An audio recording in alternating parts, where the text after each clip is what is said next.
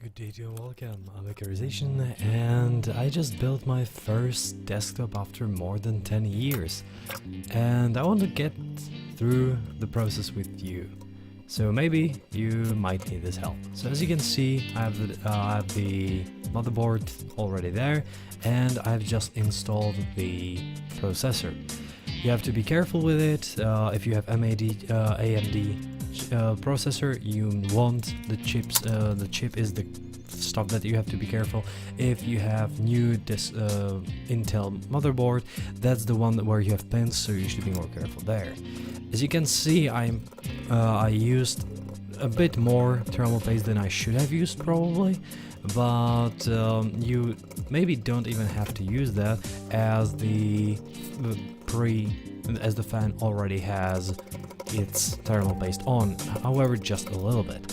Now when installing the fan, you can see that I ran into a little problem, and that was constant tilting. You really have to use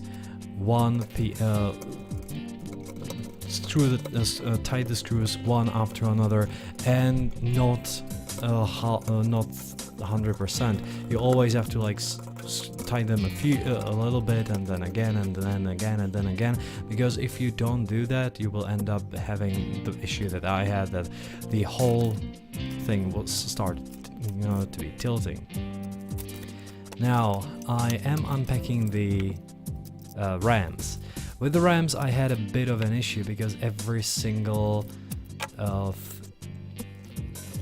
let's say motherboard has a slightly different system, and you can see that actually putting it in there was a bit of a hassle, mostly because on the motherboard they said that both parts of both locks should be movable. However, only one of the locks was movable, and that was really confusing. Also, because there is 4 slots, you have to read which slots actually support which speed, as it might be pretty important if you want to OC those, or if you want to use higher clock speeds in general, as some of the slots actually support only up to 2166.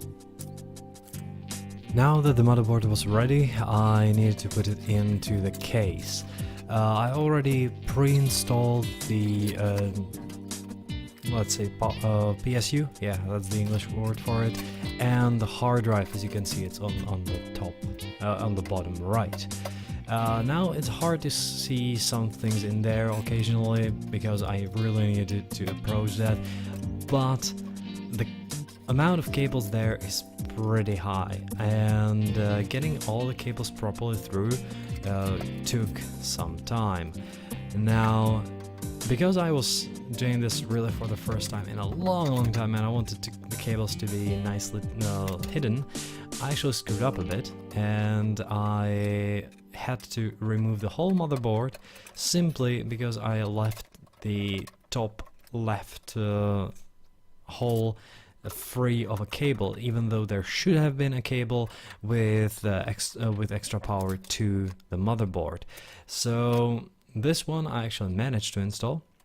However, afterwards I had to completely descrew the whole motherboard and started putting another cable in order to get there, simply because I couldn't get it from any other side. You can see that I'm really trying to get it in, but I kinda can't, and that's when I noticed that that was the problem, and I managed somehow, but I really had to redo that afterwards. Now, plugging the case cables into the motherboard, you can see that it's a bit of a hassle, but once again, that's just the cable work. The big one with 2 cables, that is the USB one. Then you have, or USB 3.0. Always consult the manual every single time. Now, that was fairly surprising to me, that 10 years ago, last time I saw a desktop I was rebuilding it, a lot of cables didn't have names on them, and I just had to find out what they actually do. Today it's fairly streamlined, and you can always check where the thing should go, and all the cables actually have names on them. So Even a not complete idiot, but a rather person who cannot really focus should be able to do this fairly well. However, the cable work is always probably the most annoying part of all. Yet, there is one a lot more annoying part to it. You can see, once again, working with the cables, because the bottom ones, the small ones, are actually the power plug, the reset plug, and they are fairly small, so I have kind of a bigger fingers. That was the issue. You can see me struggling with it. But you can also notice that I forgot to install the motherboard I/O shield, or call it whatever you want. That is gonna be a major issue, because I should have started with it, and I had to, after I finished the system and actually ran it, completely reinstall it. Installing the fans is fairly easy. You always have those 4 pins today, and you just plug it in. The same goes for the motherboard, for the graphics card on the motherboard. I actually have a steel slot in there, so it holds better, but you just need to do it like this. And that was when my phone ran out of memory, so I had to switch. And you can see that this is fairly simple. You just screw it in, screw it tight, screw it straight. That's the major problem.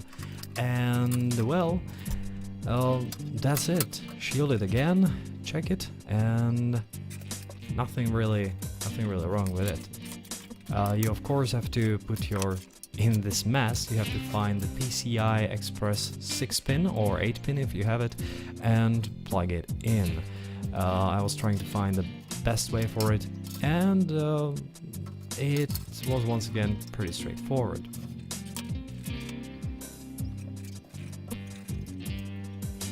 Just cable work. Really, building a PC is not that hard. A lot of people think it is, but you just need to focus a bit and read the manual. As you can see, the graphics card is plugged in, and everything should work. So, plug in the HDMI, or sorry, the PSU into the power. Now the HDMI, of course, I'm an idiot and I forgot to actually remove the covers. So covers, there you go. This is the first in real time, but all the previous ones were 5 times faster than they should be. Now turning the power on, and it works. Processor works, the gigabyte also works, everything seems to work. So that was how it was intended to work. And I was extremely happy at this point. You can see the hand that I am actually afraid to touch anything at this point. Everything works. Of course, no keyboard in, nothing like that, but you just have to run the test run.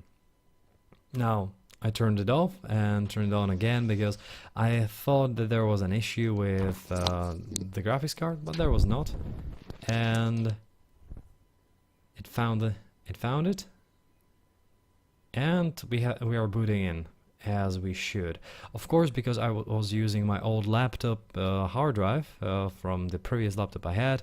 I had Windows 7 in. You can see that it a few times actually restart. That happens every single time, and it just works. It's not difficult. It's easy if you actually know the proper timings and everything. Or sequencing. By that I mean install the I/O shield first, actually pull the cables through, and you will get a result like this one, where today you have LEDs everywhere. Even though I didn't really want them, I ended up with 2 LED things. One of them is the fan that was pre-installed, and one of them is on the motherboard. And it looks fairly good well. So I really hope that it helped you take a look at how to build a PC. Thanks for watching, and see you next time.